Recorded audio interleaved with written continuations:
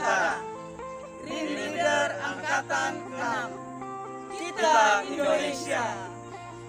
Saya Sister Yulifa Motulong, DSY. Saya dari religius Sister Dina Santo Yosef, usia 46 tahun.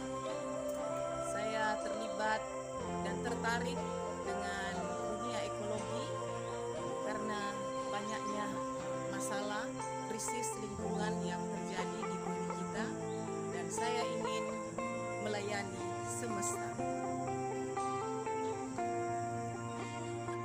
Saya Bruder Alberto Sigit Pramana MSF, sebagai seorang rohaniwan Katolik. Saya usia 39 tahun dan saya sungguh prihatin dengan keadaan lingkungan saat ini yang boleh dikatakan semakin buruk, dan saya mencoba untuk terlibat melalui hal kecil yang saya bisa di sekitar saya, di komunitas saya, di rumah saya, di sekitar saya, dan saya ingin terlibat untuk mengkampanyekan atau mempromosikan segala aktivitas yang ramah lingkungan demi kehidupan yang lebih baik. Saya Yohanes Emmanuel, pelajar SMK Negeri 1 Tanjung Selor, kelas 12, jurusan Administrasi Perkantoran. Saya sangat tertarik dengan lingkungan alam dan saya ingin merawat dan menjaganya. Saya Arnold Dusmidi, dipanggil Arnold. Saya berusia 29 tahun. Sekarang ini berprofesi sebagai seorang PNS dan sekarang mau menjawab panggilan untuk ikut terlibat dalam pelestarian lingkungan. Karena saya ingin mewariskan lingkungan atau bumi yang lebih baik kepada anak cucu saya. Kami dari Tanjung Selor memilih pembuatan pupuk cair dan pupuk padat. Mengapa pupuk cair dan pupuk padat? Karena bisa menganimasi banyak orang untuk peduli pada lingkungan, terutama melalui hal-hal yang sederhana.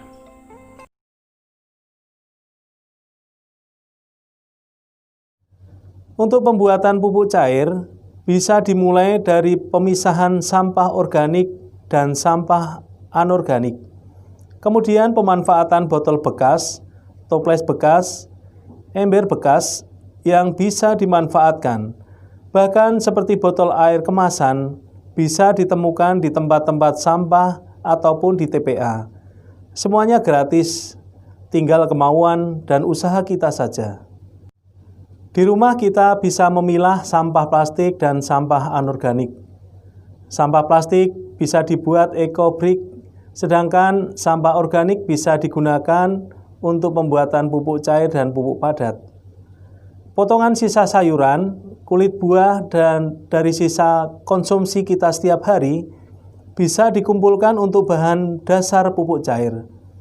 Secara berkala, kami tim dari Tanjung Selor juga melakukan sweeping atau browsing di depan toko-toko penjual buah, juga di pasar. Hasilnya dalam sekali berangkat saja bisa dapat 1 mobil pick-up penuh muatan. Dan sekali berangkat bisa membuat bahan dasar pupuk cair serta pupuk padat yang lumayan. Selama ini memang kami kewalahan dengan tenaga dan sarana seperti drum-drum.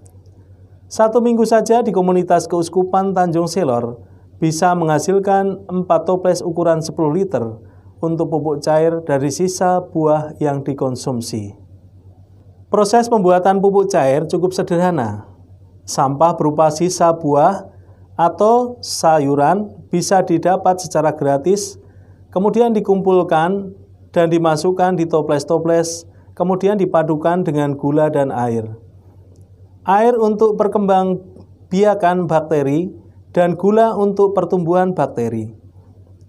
Perbandingannya adalah 3 bagian potongan buah atau sayur, 1 bagian gula, dan 10 bagian air. Kami menggunakan air bekas cucian beras yang tentu setiap rumah tangga juga memilikinya. Biasanya dibuang. Bisa juga menggunakan air bersih lainnya. Selama penyimpanan di toples harus rapat supaya ulat tidak tumbuh. Secara berkala juga toples harus dibuka, dilihat serta diaduk dengan tujuan untuk membuang gas dan proses merata. Setelah 1 bulan, pupuk cair bisa dibuka, disaring dan disimpan dalam botol-botol yang sudah disiapkan. Kami sudah mempraktikkan untuk penggunaannya. Jika salah pencampuran atau perbandingan dalam pemakaian, bisa menyebabkan kematian pada tanaman. Selain itu, kami juga sudah promosi untuk pembuatan dan penggunaan pupuk cair ke beberapa kelompok. Ini merupakan kampanye yang efektif, terutama lewat ibu-ibu rumah tangga dan anak-anak.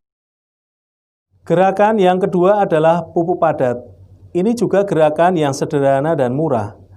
Bahan melimpah di sekitar kita, mulai dari sampah kulit kelapa, sampah daun, kulit padi, kotoran hewan, dan sebagainya.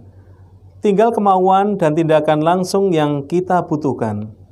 Banyak sampah daun di sekitar rumah, sampah berupa sabut kelapa, sampah dari sisa potongan sayur, juga limbah di pasar.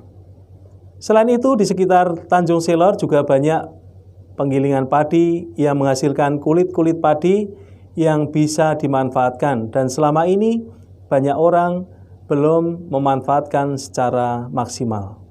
Sampah itu bisa dibuat dengan sistem bogasi, entah dengan sistem ditutup rapat atau dengan kamar-kamar.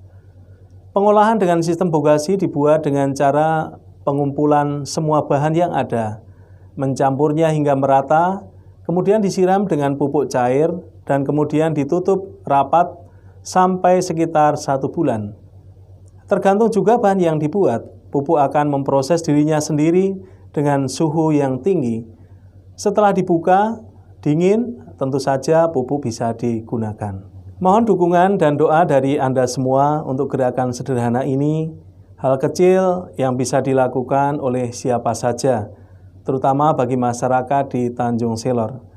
Kami masih pemula yang masih harus terus berlatih, belajar, dan membangun jejaring dengan siapa saja dan dengan kelompok-kelompok. Tentu kami tidak bisa mengubah dunia. Kami juga tidak bisa melakukannya sendiri. Mantan Presiden Amerika Serikat Barack Obama sangat meneguhkan kami. Mari bergerak bersama, lakukan bersama orang lain, dan kita akan berhasil. Lewat gerakan kecil ini, kami mengajak setiap orang untuk peduli dengan alam. Pada gerakan kami di Tanjung Selor ini ada beberapa tujuan. Pertama, menumbuhkan kepedulian orang pada sampah. Yang kedua, mengajak orang untuk mengembalikan kesuburan tanah. Dan yang terakhir adalah peduli pada pangan yang sehat.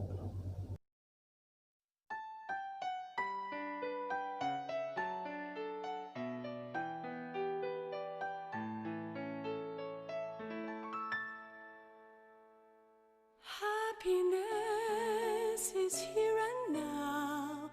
I have dropped my worries. Nowhere to go, nothing to do. No longer in a hurry. Happiness is here and now. I have dropped my worries.